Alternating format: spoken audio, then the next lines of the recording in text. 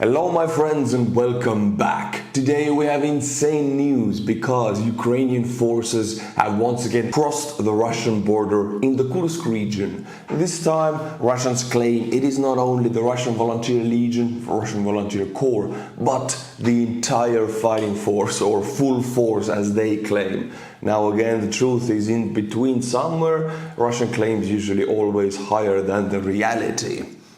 We'll go through all the photos, all the footages, and every bit of information that is known about the Kursk incursion, or Kursk invasion, or Kursk liberation, however you want to call it. And yes, Kursk or Kursk in English is the place of the biggest tank battle in history between Nazi Germany and the Soviet Union. It is the very same area where this incursion right now is happening.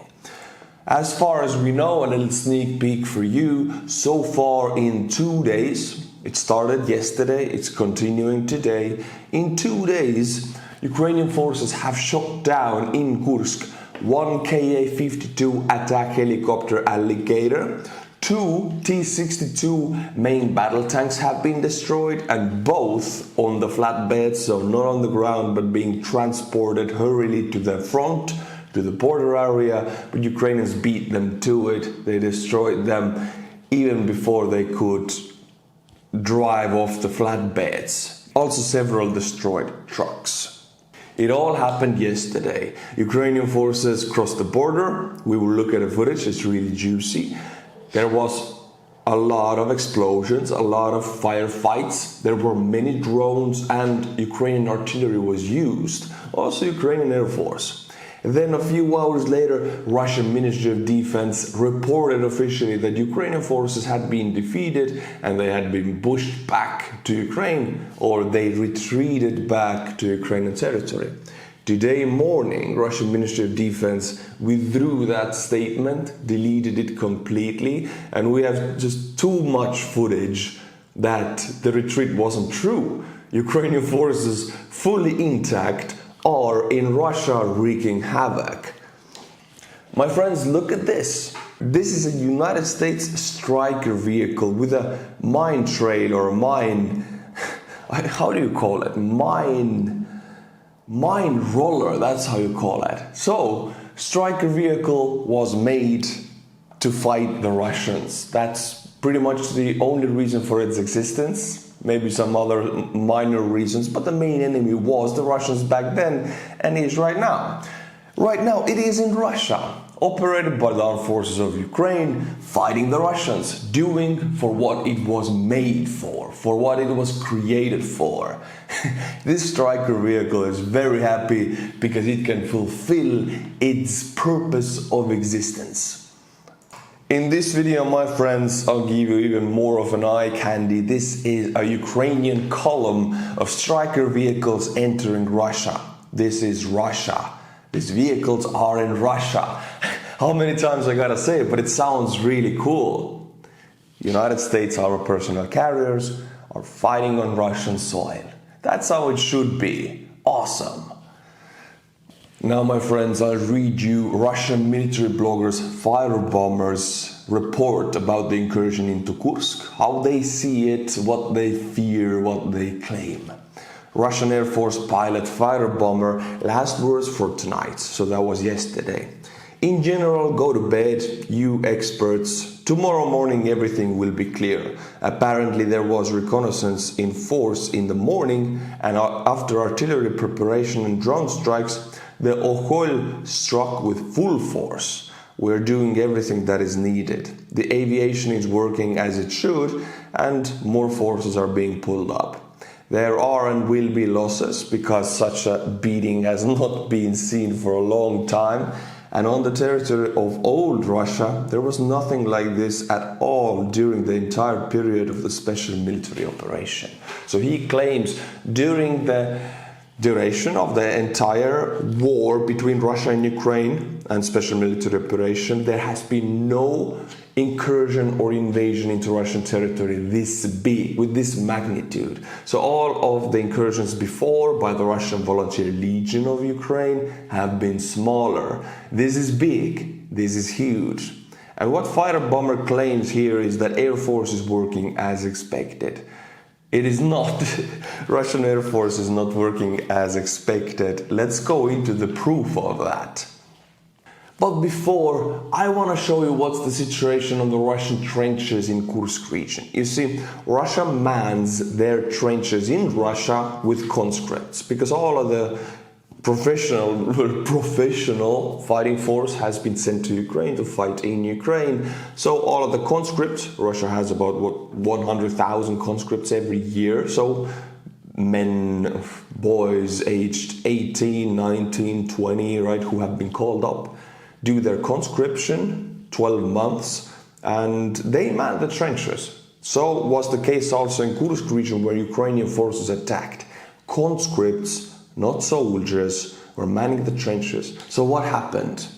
Families of Russian conscripts posted a video of them outside of Koncharovka, Kursk, Russia, where they claim their command left us. The command left us. Wait for the breakthrough of the Ukrainian assault forces, reportedly by helicopters, meaning they threw us under the tanks. The command simply ditched the conscripts, left them as meat on the trenches and just pulled back. Also, they claim that Ukrainians are using Air Force heavily, helicopters heavily. Now, this is just a regular civilian going to work in the Kursk region this morning. Let's watch this video. As you can see, one jet was flying over, another one was flying over. There is burning military trucks on the streets, on the roads, and this war in Ukraine has suddenly become a very close reality to these Russian people, and they cannot ignore it anymore. As you can see, truck is burning with a fuel tank behind it, so this is probably a military truck with military fuel. It was transporting it. It is no more, knocked out cold, as you can see. Now, my friends, I'll pull up two separate summaries about this invasion so we get the full picture. So after this video, you would know everything that I know about this invasion right now. So everything that has been posted online about this, and it's only 2 days old. And before you go into, oh, this is OPSEC, don't talk about it. No, my friends, this is everything I have shown you in this video is not OPSEC. If it is, I don't show it, so don't worry about it. Fighting in Russia, what is known so far? Yesterday, the Ministry of Defense of Russian Federation announced 300 servicemen of the armed forces of Ukraine with 11 tanks and more than 20 self-propelled guns allegedly launched an attack in Kursk region.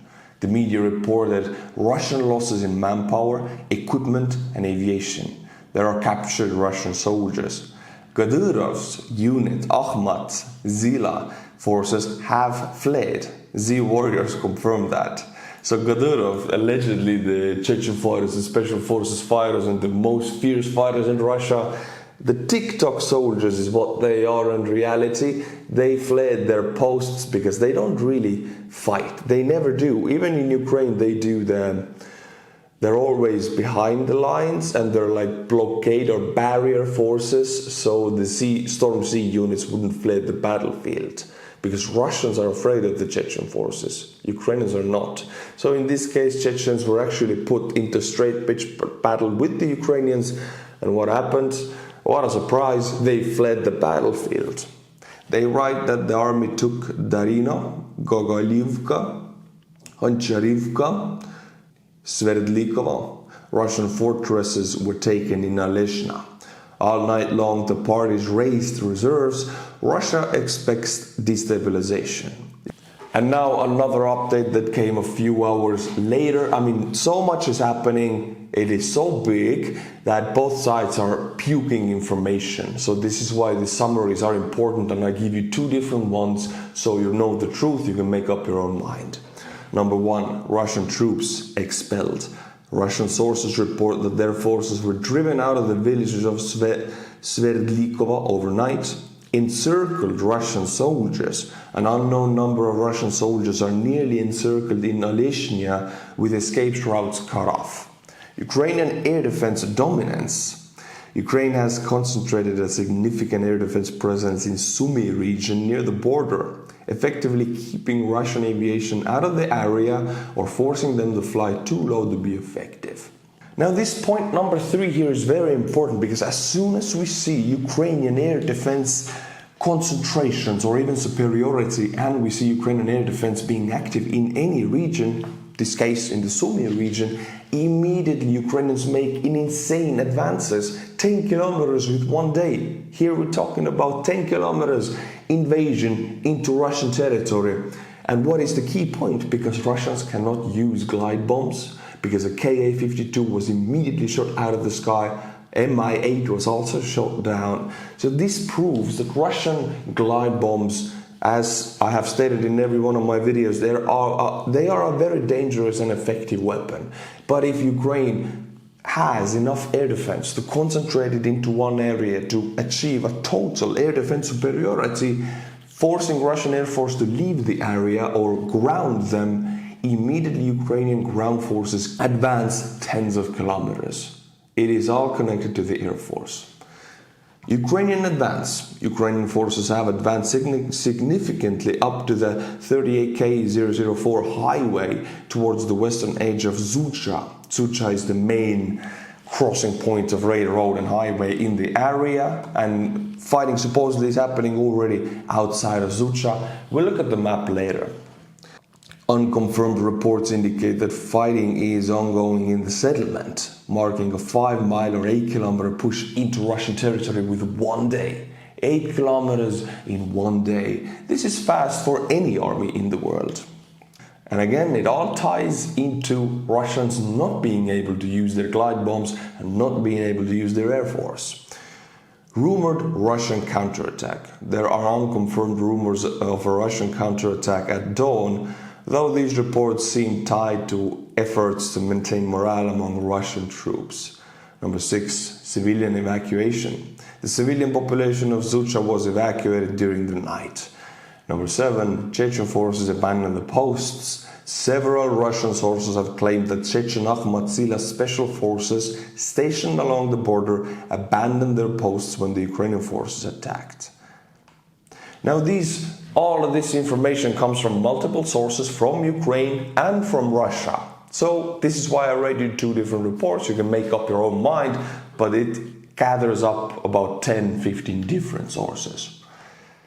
Another Russian military blogger, the 2 major states that Ukrainians have up to 1 entire motorized battalion operating on the Russian territory. So this is a big amount of men, the biggest that Russia has ever seen of a foreign power inside Russian territory ever since Second World War. Have you heard that the flavored air category is quickly becoming the leading alternative to vaping and smoking? It's a whole new movement towards better habits led by the sponsor of today's video, Fume. Fume is an award-winning flavored air device that draws flavor to your mouth and fills the void ditching a bad habit can leave. You still have something to reach for. Fume is not a vape. It has no vapor. You can use it anywhere. It has no nicotine. It's not addictive. Non-toxic flavors. It's a guilt-free alternative. I love to fidget with it. It calms anxiety with the magnets and snaps and clicks. You can hear them. My favorite core flavor is raspberry lemon. It's in here right now. Fume has served over 300,000 customers, and you can be the next success story. For a limited time, use my code Estonian to get your free topper. It's a perfect accessory to your Fume device. Slip it onto the mouthpiece for a softer, warmer feel. It's chewable for those who love to fidget, and it's reusable. That's tryfum.com and use the code Estonian, or scan the QR code on the screen to get your free Fume topper when you order your Journey pack today. Thank you, Fume, for sponsoring today's video. Now to talk about the proof of all of this, because I've seen that some comments say that where is the proof? Where is the photos? Alright, let's see the photos. This is a photo of Russian Ka-52 on the ground. You can recognize it by its distinct body look and the double rotors. This is a Ka-52 shot down yesterday in Kursk. Next one, we can see Russian T-62 tanks on flatbeds. They were being transported to the incursion of the Ukrainians, where the fighting was happening, but Ukrainians were incredibly fast, and they managed to ambush this convoy and destroy these tanks and the flatbeds while they were being transported. So this is how fast and surprising all of that was. Here is another photo, more high up. And on this video we can see it has been reported that up to 35 Russian prisoners of war have been taken already, some of them conscripts. Well, here on this video we can see these conscripts being walked back to Ukrainian territory. They gave up. This is almost an entire squad that just gave up, and they're being now transported back. So we have proof of everything that I just read out to you in the previous 10 minutes, which is pretty sad for Russia. Now, my friends, let's also look at the map. This is the Sumy Oblast, which you can see right here, bottom right. It's northeast of Ukraine. And Sucha, this city right here, is the main goal of the Ukrainian forces. It seems like it, because it is the biggest settlement in the area where biggest highways meet. Now, Ukrainian forces indicate that Russian Ka-52 helicopter was downed right here. Russian sources indicate that Mi-8 helicopter was downed here. Ukrainian forces remain in contact with the fleeing Russian units. Russian UAVs were shot down. Russian airstrike. Russian sources report that Chechen Ahmad have retreated from Sucha of Kursk region. So Chechen special forces just abandoned Sucha, the biggest civilian settlement in the area. So obviously they don't care about Russian civilians at all, and they are cowards. 2 hours ago, well, I'm shooting this video 11 a.m., 9:30 a.m. Moscow time, same time as here pretty much. Ukrainian troops are 15 kilometers deep into Russian territory. The front width is 10 to 11 kilometers. Ukrainians are expanding operations. The thing is, with 2 days to move 15 kilometers deep into enemy territory with a width of 10 kilometers, and if Russians claim it is only 1 battalion, then this is an incredible feat.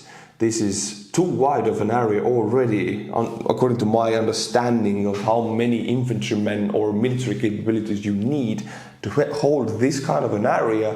You would need more than 1 battalion. So if it is truly only 1 battalion, then Russians have proved to be very weak, and Ukrainians have proved to be very capable in this battle.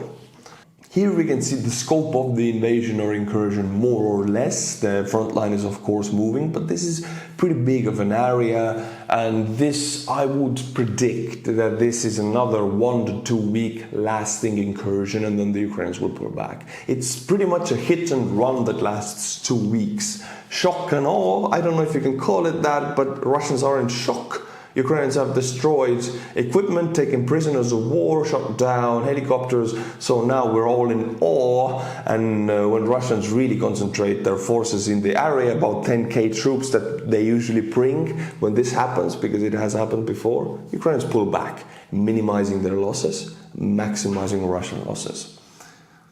And I will end this topic just to show you how these Russian conscripts who are supposed to man these trenches against the Ukrainians, how they are sleeping.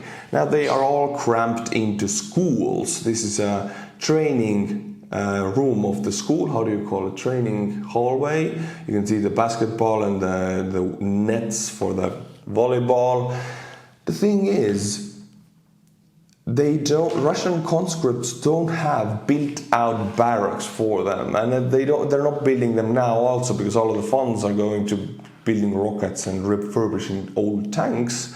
But the thing is, these conscripts are sleeping in schools. So if Ukraine attacks these conscripts, I mean, it's a juicy target. Look how many of them are clustered together. Then Ukraine attacked the school. So that is the Russian goal, because they need propaganda for internal viewers. So as soon as a missile lands here, or a drone, eliminating this entire company here, then Ukraine struck a school and Russian people will eat it up. That's why Russia does it. Almost a week ago, Ukrainians attacked Morozovsk airfield, destroying a huge amount of ammunition in that airfield, and also an Su-34 bomber plane. And that was the video where people were asking me, where's the proof? There's no proof. Well, my friends, here it is. This is the Su-34 being destroyed, fully destroyed in the Morozovsk airfield. It's a bomber plane. I'll show you some more clips so everybody is on the same page that yes, this is destroyed. It is on the ground. You cannot really fly that anymore, and voila, here's the star for you. Pretty picture. Now, my friends, we'll change the topic a little bit. Ukraine has recently overdone their records of striking into Russian territory, the records of distance. About a month ago, they made a new record. It was like 1,800 kilometers. Well, now, look at this. Ukraine is here. And this is oil refinery, Transneft in OSINT, Komi Republic. It is over 2,000 kilometers. And what happened here yesterday? Well, something very beautiful. Look at this oil refinery. Well, now it is burning because of a Ukrainian drone that flew over 2,000 kilometers into Russian territory to strike this oil refinery. It is a new record, and it proves that all of this area that the drone flew was not protected with air defense. Now, my friends, I'm bringing you regular, ordinary Russian people. Yes, these are not soldiers, this is just people like me and you living in Russia with their daily lives, not really directly connected to the war in Ukraine, but we need to understand how they think and what they think, because many people right now want to say that this is Putin's war or Russian government's war. I say this is the war of the Russian people. They have accepted this war as their war. And after this video, I hope you understand and agree with me. There is no distinction with Putin, the government, and the people. The people allow this to happen. We have plenty of instances of people toppling dictators in their own country. In Russia, that is not happening. So this gives the people of Russia a responsibility for allowing this to happen. Russian men, I hope that the special military operation will go as planned. We are Slavs. We are a single group of nationalities. Although in Ukraine they do not realize this yet, but I hope they will realize it soon. At the moment, the largest coal basin in Europe is now ours. It is in Donbass, ours. So immediately a regular person prides himself in occupying a foreign country's resource-rich area and just plainly stealing it. We can regulate the prices of coal, gas and oil. Even despite some foreign political factors, I still believe that life in our country is getting better every day. See, this is beauty and the pain of Russian propaganda. People are impoverished. They're getting worse every day. Food is getting more expensive. Infrastructure is not maintained. But they love their leader more and more. This is how Russian propaganda is designed, and unfortunately it does that job of brainwashing the population into poverty extremely effectively.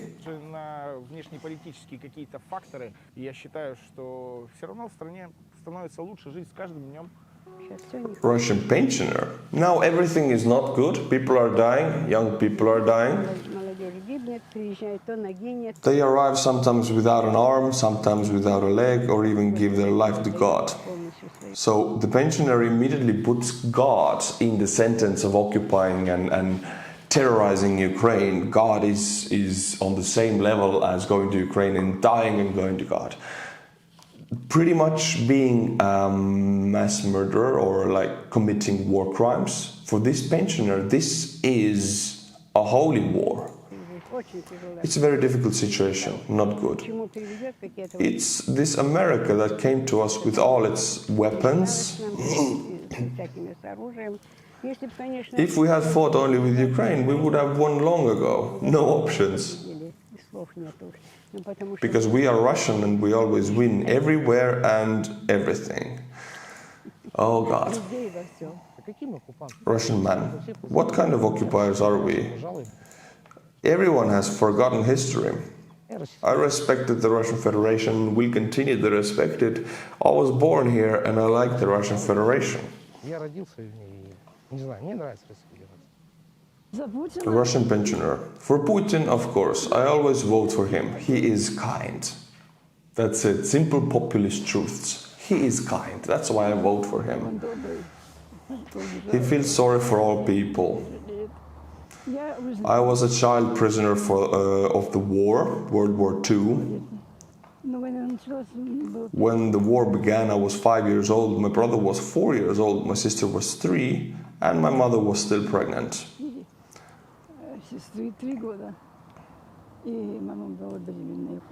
People were starving, people were blunt from hunger, they were sick, hard times, hunger, cold, devastation. I survived that and the concentration camp, and here it is again, the same thing.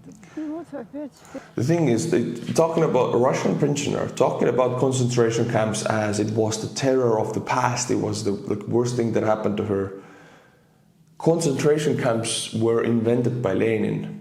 Before the Germans did it, Lenin set up the Gulag system. A Russian man in Russia that started the Soviet Union set up the Gulag system.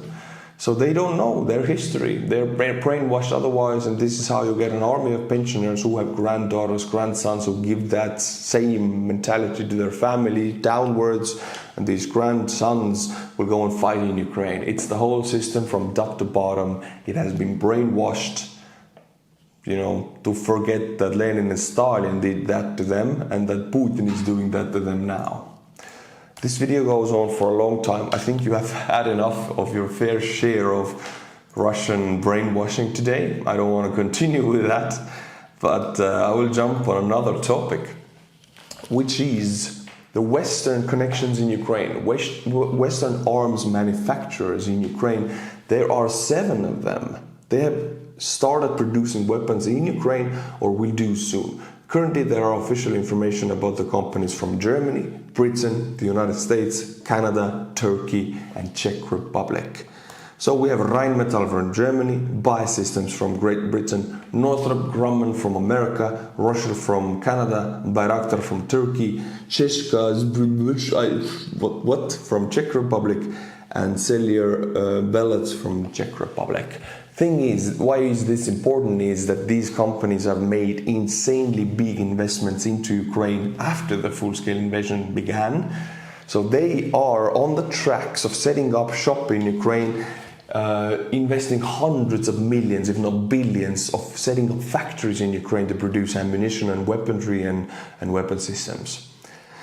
This is a very long-term dedication, very long-term commitment. There is no short way, fast way out of this. So it shows you that West has set up plans, decades of plans in investments to build weapons in Ukraine, to invest into Ukraine, to defend Ukraine. This, for people who think, okay, if Russia takes more land, the West will abandon Ukraine. It is going the opposite way, as you can see from the statistics. Alright, my friends, this video is getting long enough. I will now do the best part of the video, which is butchering the Buy Me a Coffee names. I have here a list of 10 names, and I'll be butchering the souls of these names into the space with my Estonian pronunciation. If you want your name to be on the list, become a monthly member. Link is in the description below. Jackson Lege, Emanuel Klempa, Alan Brandyberry, Someone, we have again Someone joining the list. Spartak Volkov 12 kuud in my motk. In me motk. Yeah, 12 kuud means 12 months in Estonian. I don't know what you wanna say here, but I just said 12 months. Triged Greve, Dugo Dug, Oscar Ramos. Hey Oscar, I know your name for like 4 years already. Trent Khatkavai. Thank you each and every one of these people. They allow me to do what I do. And every Monday, Wednesday and Friday, I'll be bringing you news from Ukraine. And also I want to thank today's sponsor, Fume, for sponsoring the video. When YouTube revenue goes up and down and half of the videos are demonetized because of what I just showed you today. It's a very dangerous topic. Sponsors like Fume help me out. So thank you, Fume. Until my next video, my friends. Slava Ukraini, and bye-bye.